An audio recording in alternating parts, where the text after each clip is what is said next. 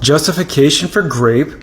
Where's that in the Bible? Well, Mark Johnson, I'm glad you asked. And since so many Christians refuse to read their own Bible, let me do it for you. Ready? The book of the law, Deuteronomy chapter 22, verse 28 through 29 says, if a man happens to meet a virgin who is not pledged to be married, and he rapes her, and they are discovered, he shall pay her father 50 shekels of silver. He must marry the young woman, for he has violated her. He can never divorce her as long as he lives. Wow, that's just wonderful. So if a man grapes a virgin, then he gets to keep her forever under the law of Moses. Sounds a little bit like they're condoning grape, or at the very least encouraging it. Definitely not discouraging it. Or how about that time the Benjamites were encouraged to go and kidnap a bunch of women from their enemies and steal them as their wives? In Judges 21. Start in verse 20. So they instructed the Benjamites, saying, go and hide in the vineyards and watch.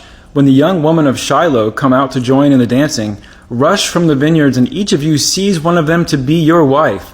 Then return to the land of Benjamin. When their fathers or brothers complain to us, we will say to them, do us the favor of helping them, because we did not get wives for them during the war. You will not be guilty of breaking your oath, because you did not give your daughters to them. So guess what? That is what the Benjamites did. While the young women were dancing, each man caught one and carried her off to be his wife. Then they returned to their inheritance and rebuilt the towns and settled in them. They caught them like a fish.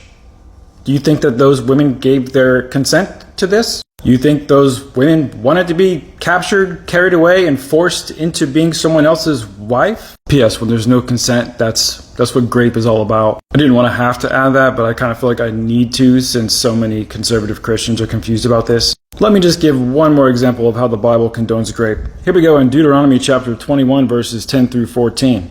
When you go out to war against your enemies, and the Lord your God gives them into your hand and to take them captive, and you see among the captives a beautiful woman, and you desire to take her to be your wife, and you bring her home to your house, she shall shave her head and pare her nails, and she shall take off the clothes in which she was captured, and shall remain in your house, and lament her father and mother a full month. Oh, that's nice of God to allow her to do that at least. After that you may go into her, that means have sex with her, and to be her husband, and she shall be your wife. But if you no longer delight in her, you shall let her go where she wants, but you shall not sell her for money, nor shall you treat her as a slave, since you have humiliated her. So obviously it's perfectly okay for an Israelite man of God to go and steal a wife, grape her. All you gotta do is cut her hair off, cut her nails off, take her clothes off, and make her wait for a couple days so she can cry about her lost daddy, and then you can make her your wife. Consent not required.